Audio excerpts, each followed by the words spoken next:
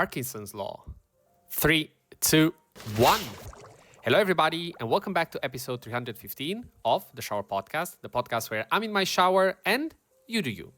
I'm your host, Chip, and I would like to welcome you to the second episode of the mini-series, The Laws That Shape Us. Today, we are talking about Parkinson's Law, as you might have seen from the title. Before we start, as usual, if you end up liking this episode, remember that liking and subscribing really mean a lot for me.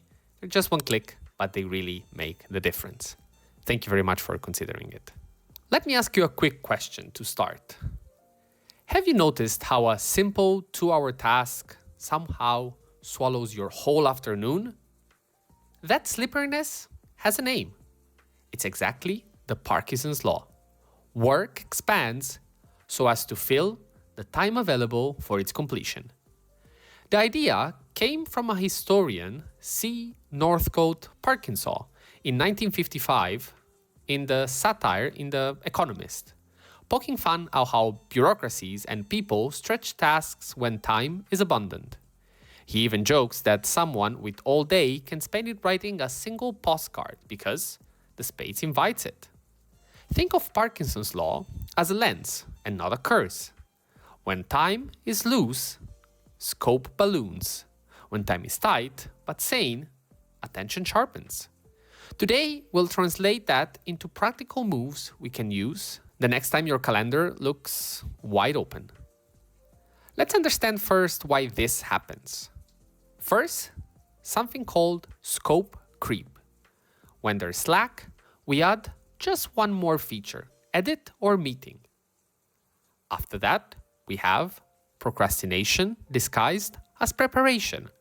We research, organize, polished, everything except the core and actually giving time to doing the thing.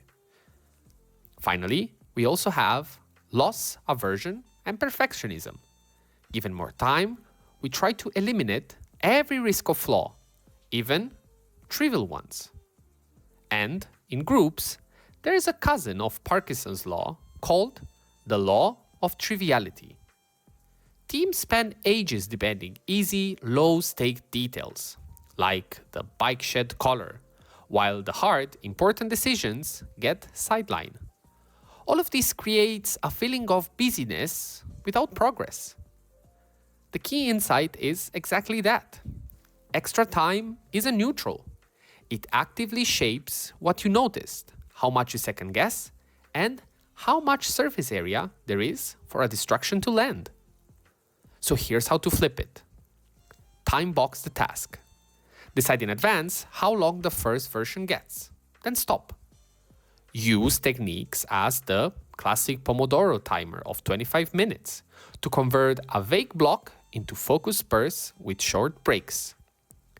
Also, make sure to define what done means up front. One sentence that marks the finish line. Another important thing is to guard against bike shedding. For any meeting or decision, cap trivial questions to a few minutes. Park it and then move on. Finally, make sure to also run a quick pre-mortem. Imagine the task finished late. List the top 3 reasons, then preempt them. Prep files, clarify owner, and kill optional polish. Finally, to close it all, shrink the stage. Reduce the places where the work can sprawl. One document named cleanly. Also, one checklist, one version to ship.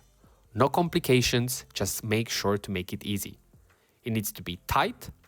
Visible constraints create momentum without turning into burnout theater. So, as usual, here's today's challenge for you. Pick one task you'll do in the next 24 hours. Anything from writing a proposal to cleaning your workspace. First thing, half the time you first thought you needed.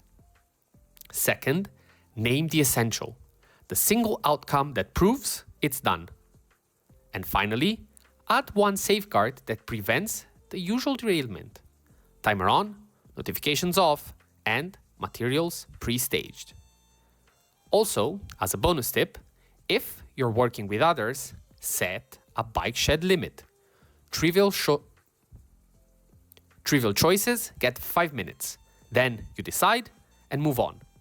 When you're done, ask yourself, did the constraint help me actually focus? Where did the extra polish actually matter? And where didn't it?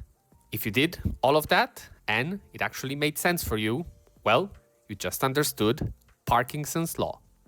That was all for today. Thank you very much for listening. If you made it so far, feel free to interact with this content in any way, shape, or form you like.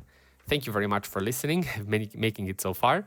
And as usual, stay consistent, stay resilient. This was the Shower Podcast, and I'll see you tomorrow with the next episode of The Laws That Shape Us.